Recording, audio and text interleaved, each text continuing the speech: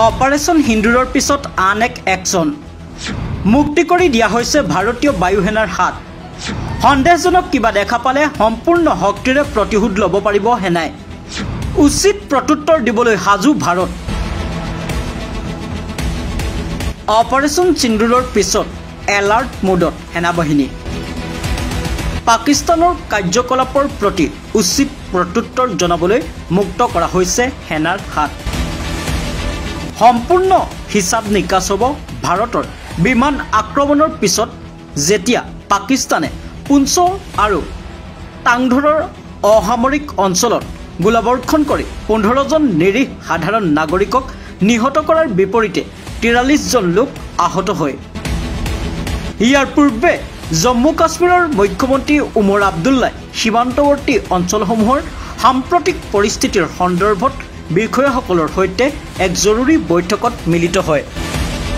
প্ৰধানমন্ত্ৰী মোদীক সাক্ষাৎ কৰিবলৈ প্ৰধানমন্ত্ৰী মোদীৰ বাসগৃহত উপস্থিত হৈছে NSA অজিত ডোভালে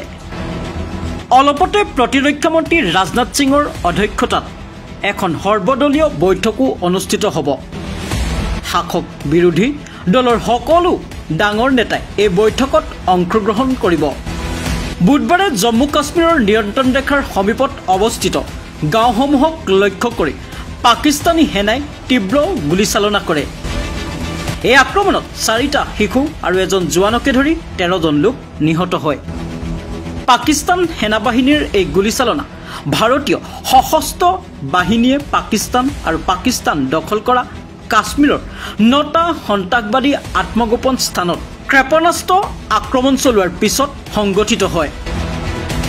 ভাৰতীয় সেনায়ো ইয়াৰ উপযুক্ত উত্তৰ দিছে আৰু গুলীচালনাৰ লগত জড়িত তেওঁলোকৰ বহু পথ ধ্বংস হৈছে সংবাদ সংস্থা PTIৰ মতে প্ৰচণ্ড গুলীচালনাৰ বাবে স্থানীয় ৰাইজে ভুক্তভোগীক চিকিৎসালয়লৈ নিয়াৰ ক্ষেত্ৰত যথেষ্ট অসুবিধাৰ সন্মুখীন হ'বলগীয়া হৈছে ভাৰত আৰু পাকিস্তানৰ মাজত ক্ৰমবৰ্ধমান উত্তেজনাৰ মাজতে পাঞ্জাবৰ ফিৰোজপুৰ জিলাৰ কিছু সীমান্ত গাঁৱৰ লোকক সুৰক্ষিত স্থানলৈ প্ৰেৰণ কৰা হৈছে ইণ্টাৰনেশ্যনেল ডেস্ক অসম ফাষ্ট